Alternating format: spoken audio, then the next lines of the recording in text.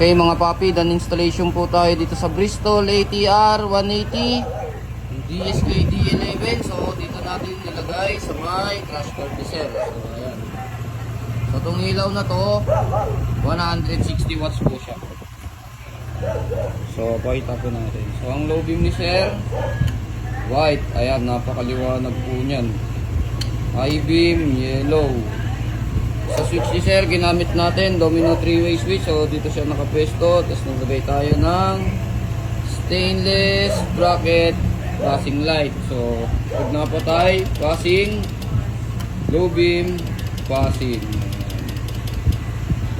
Sa high beam lang po may passing kasi nakakunik po sa high beam. So ito sa busina ni sir, nilagay po natin Seger horn.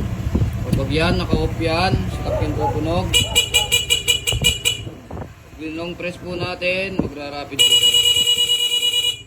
Okay, Seger horn. So sa Seger horn ni sir, meron po itong combo lights. Ayan.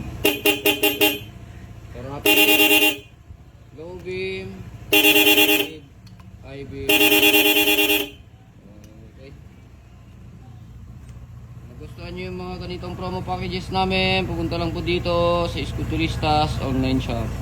Maraming salamat po.